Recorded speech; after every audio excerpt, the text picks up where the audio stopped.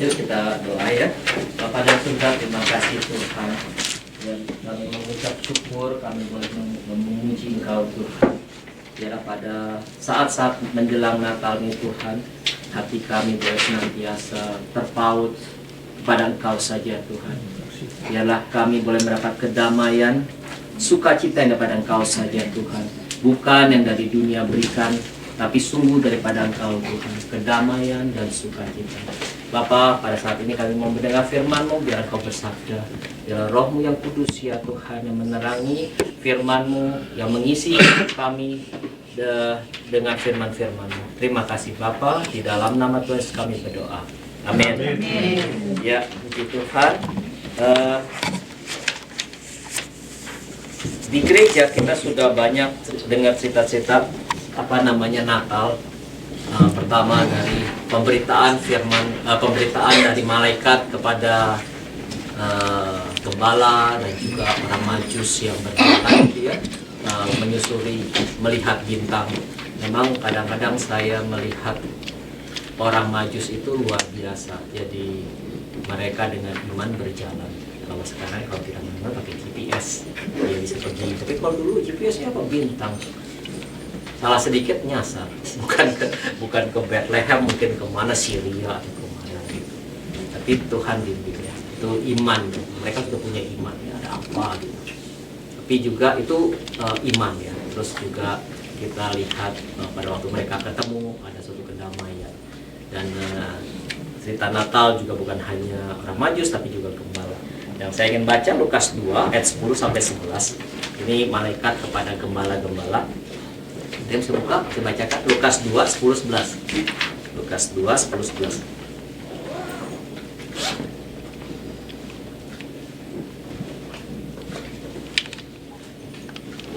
Yuk, siapa yang bisa baca? Silakan. Lukas 2, 10, 11. Kalau ada handphone mau buka silakan, nanti banyak ayat-ayat yang kita juga baca ya.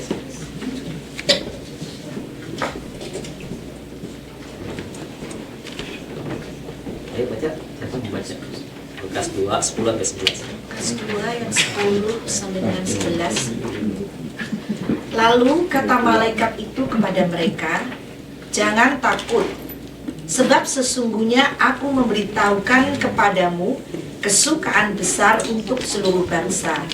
Hari ini telah lahir bagimu juru selamat, yaitu Kristus Tuhan di kota Daud." Kata pertama jangan takut. Itu umum sekali kalau kita dalam kehidupan kita banyak ketakutan, tapi di sini justru dikatakan sebab sesungguhnya aku memberikan kepadamu kesukaan besar, sukacita ya untuk seluruh bangsa. Jadi hari telah lahir bagimu juru selamat Yesus Kristus Tuhan di kota Daud. Jadi jangan takut, lawannya sukacita. Kalau kita takut mana bisa ada sukacita? Nggak ada sukacita. Malahan worry sekali. Jadi kabar baik ya tentang kelahiran Tuhan Yesus. Nah, pertanyaan saya, mengapa Tuhan Yesus lahir di dunia?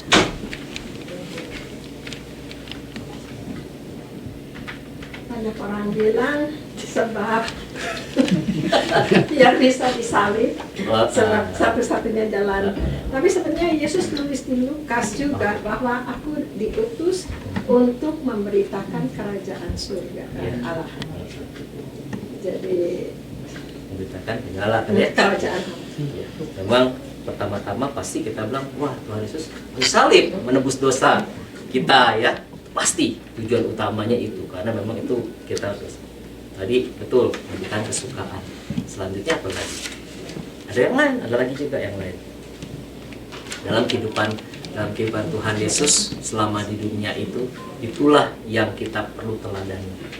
Selain kita memberitakan, Tuhan Yesus kata ini tadi memberikan kesukaan. Ya kan? Kerajaan Allah. Kerajaan Allah. Pakai apa? Hanya cuma ngomong-ngomong aja. Enggak. Jadi dengan ada kita semua, kita bisa menyampaikan sukacita, meneladani apa yang Tuhan Yesus sudah lakukan di dunia ini. Apa yang dilakukan Tuhan Yesus di dunia ini yang kita bisa teladani?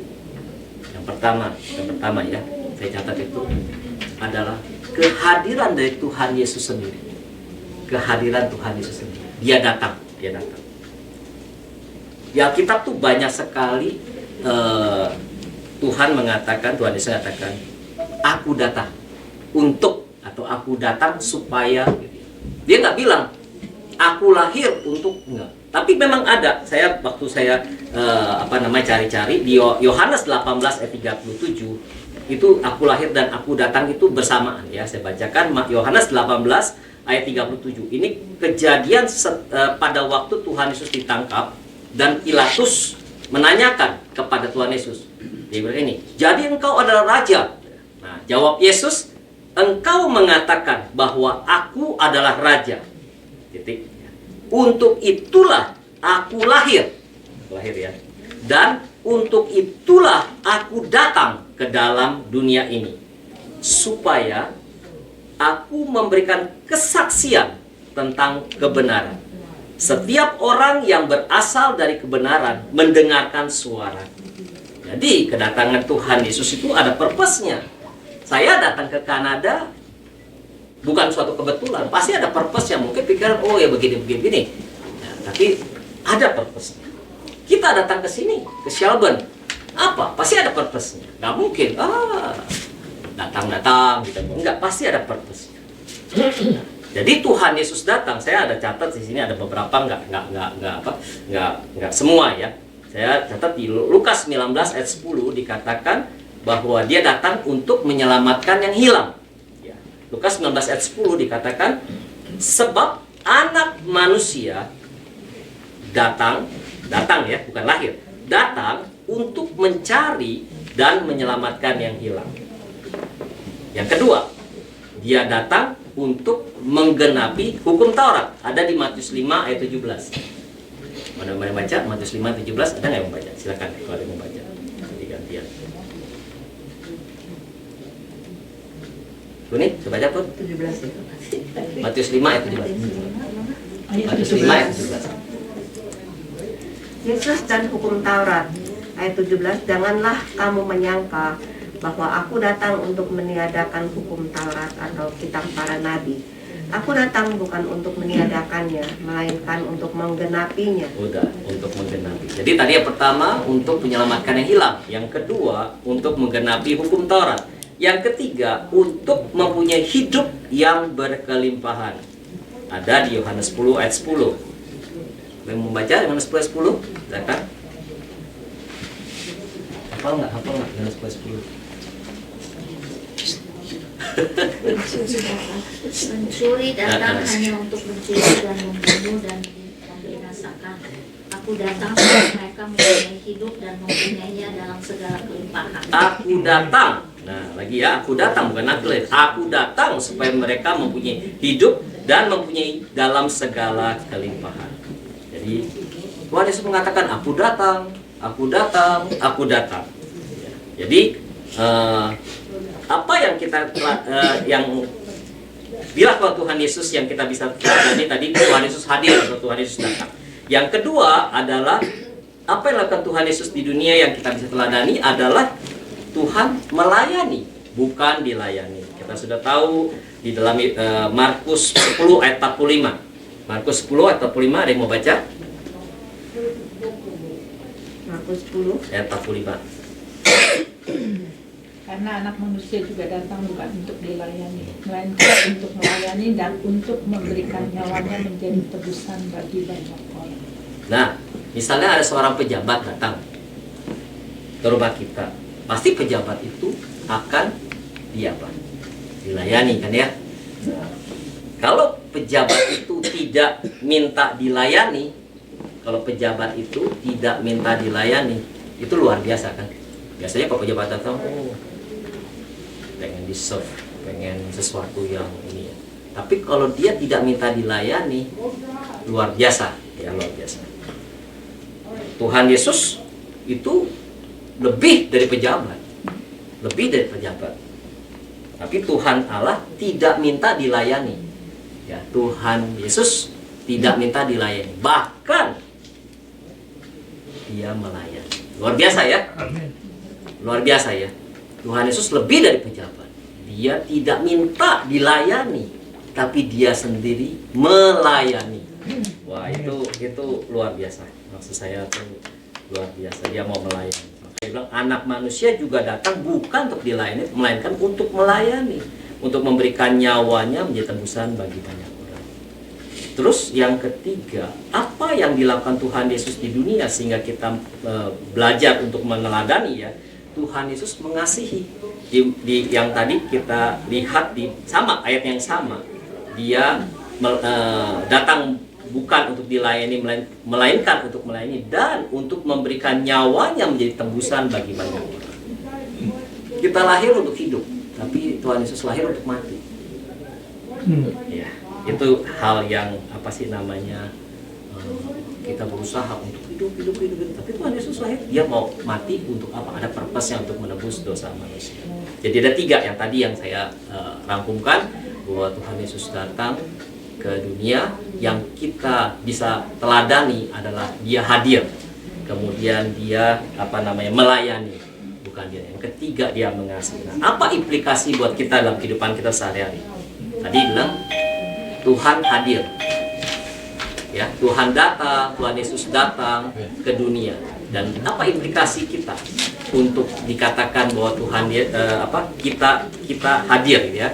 Nah, kita hadir untuk menjadi alat. Kalau Tuhan Yesus datang untuk menebus dosa manusia, kita hadir, kita ada di dunia ini, kita datang di dunia ini itu untuk menjadi alatnya. Coba saya ambil suatu ilustrasi, misalnya katakanlah mana ya? Oh, itu jam, enggak jam. Jam itu jam ya, itu jam. Tadi saya kira jam. Itu jam ya. Nah, jam itu adalah alat yang berfungsi untuk memberikan petunjuk waktu. Ya. Itu dia alat dan berfungsi. Dan kalau dia jalan, kan maksudnya ada baterai dalam. Tetapi kalau jam itu mati, itu hanya sebuah hiasan. Bukan alat penunjuk waktu, tapi hiasan ya, cuman gitu aja. Oh ya, hiasan. Sama seperti kita tuh bukan hiasan, kita tuh alat, kita tuh bukan seperti mati. Kalau mati kita seperti hiasan, tapi kita hidup, kita menjadi alat Tuhan. Nah, sekarang kita perlu bertanya sama Tuhan, Tuhan, apa fungsi kita sebagai alat? Tadi, oh ya, Marcel, saya jadi alat buat ini. Seperti begitu, ya. Apapun kita bisa menjadi alat Tuhan kalau kita tanya pagi hari gitu ya. Tuhan, saya ngapain ya gitu loh. Apa yang saya bisa menjadi alat Tuhan pada hari ini gitu. Apakah kita dipakai Tuhan pada hari ini untuk menjadi suatu penghibur bagi orang yang sedang sedih, sedang susah? Apakah kita dipakai Tuhan untuk mendoakan orang sakit kalau ada yang sakit? Apakah kita dipakai Tuhan untuk menjenguk orang kalau ada orang yang nggak bisa kemana-mana gitu ya? Apakah kita memberikan hadiah kepada orang yang needy gitu ya, memberikan apa? Itu boleh dikatakan juga sebagai alat alat Tuhan gitu ya. Nah, itu yang pertama. Nah, yang kedua tadi kan kita ada di sini, kita hadir di sini sebagai alat. Yang kedua, kalau Tuhan Yesus melayani, bukan dilayani, kita juga sama. Kita implikasi buat kita perlu untuk melayani dan bukan dilayani. Nah, di dalam Markus 10 ayat 43 sampai 45 dikatakan begini. Tidaklah demikian di antara kamu. Barang siapa ingin menjadi besar di antara kamu, hendaklah ia menjadi pelayanmu. Dan barang siapa ingin menjadi yang terkemuka di antara kamu, hendaklah ia menjadi hamba untuk semuanya.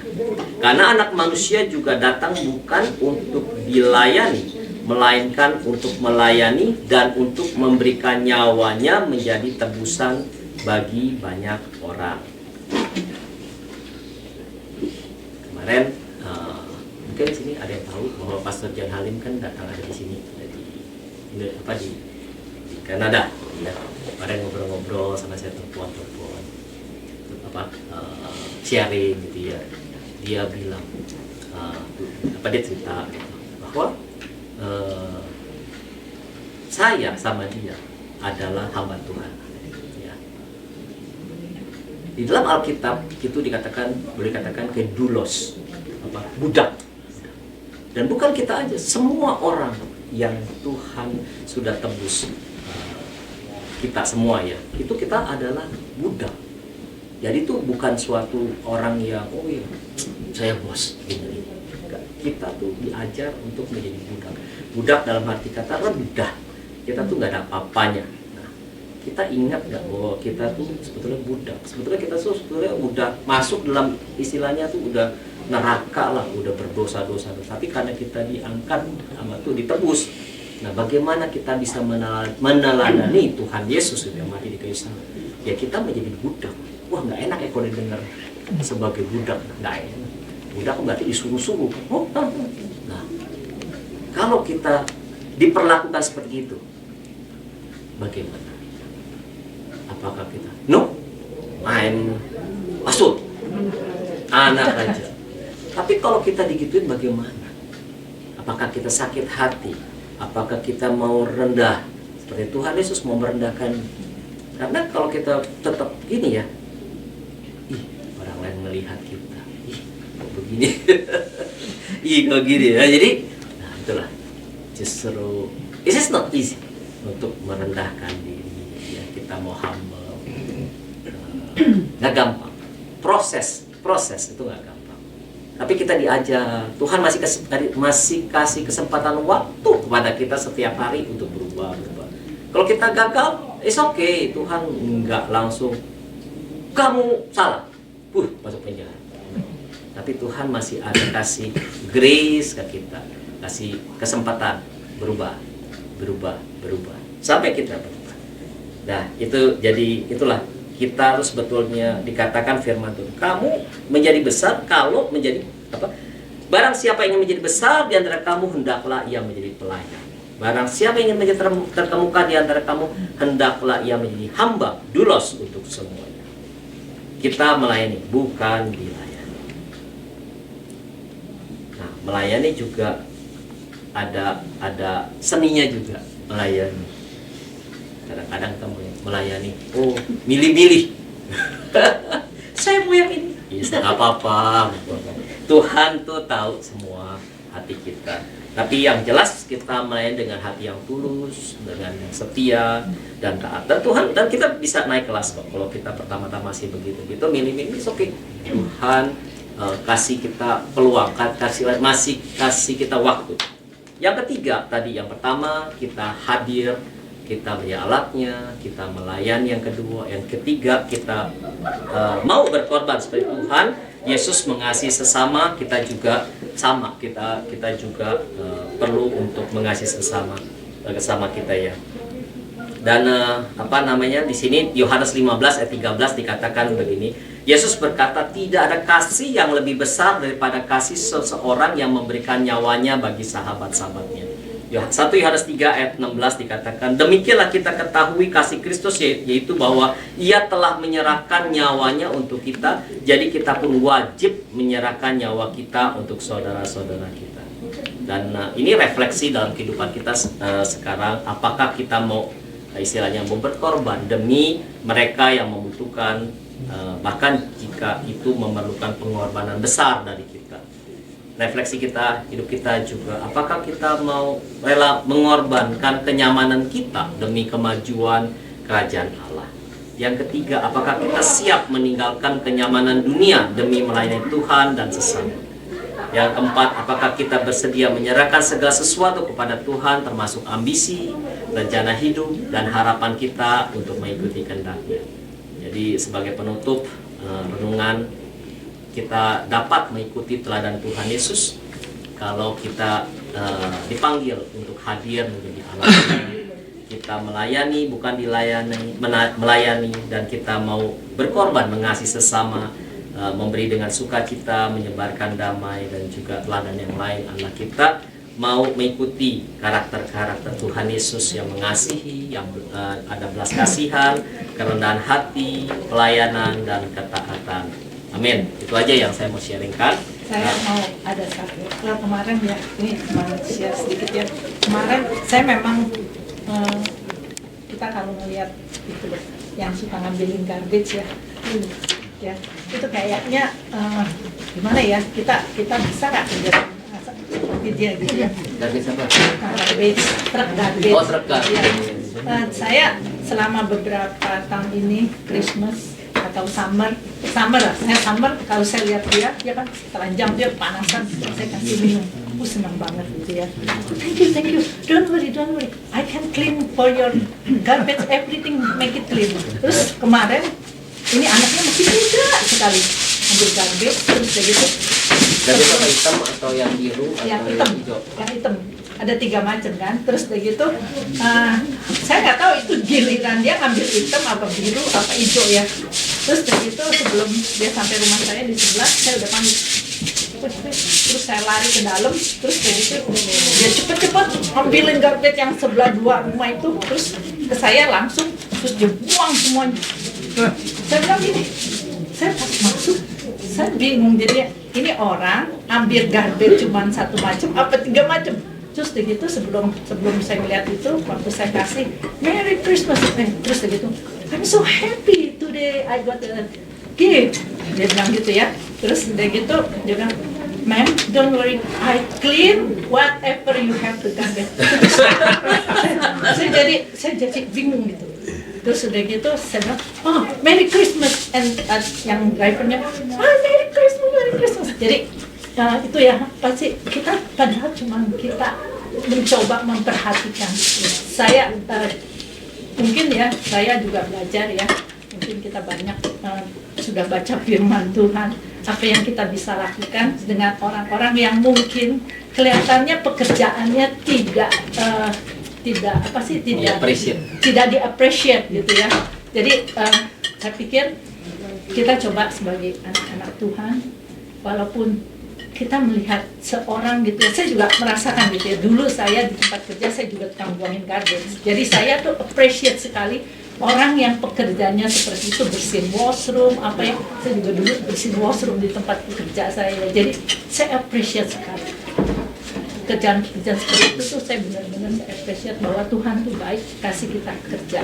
Tuhan itu luar biasa. Walaupun kerjaan apapun yang kita kerjakan itu adalah pemberian Tuhan. Ya, itu aja. Saya sebentar tadi waktu Pastor bilang bulos itu yang paling susah gitu. Saya lihat, pantesan ya, waktu Tuhan Yesus bilang, siapa yang mau menjadi muridku, nomor 1 mesti menyangkal diri, bukan yang mengikut aku apa, tapi menyangkal diri. Soalnya saya juga pernah dengar kalau apa itu memikul salib itu lambang kematian. Kalau mati ya udah enak, kita ke surga. Tapi menyangkal diri itu kita kan kita proses dan kita mesti hadapi. Dan biasanya manusia selalu mempunyai kedagingan dan kesombongan. Bisa kita tuh, bisa itu. Jadi tadi saya waktu gitu, oh dulu saya suka heran kok yang nomor 1 disebut kok selalu menyangkal diri Tuhan untuk menjadi murid Tuhan. Tapi di sini saya jadi lebih, iya ya benar ya, menyangkal diri itu. Sebab tadi Pastor bilang supaya jadi dulos. kita semua sebabkan makanya Yesus juga waktu di Filipi kan dibilang nomor 1 apa, mengosongkan diri. Jadi kan menyangkal diri dia sebagai Allah jadi hamba, jadi itu kan penyangkalan diri ya. Jadi kalau kita lihat tuh dalam Bible tuh ini ya, jadi kita belajar sini di sini sebetulnya berhubungan sini berhubungan sini.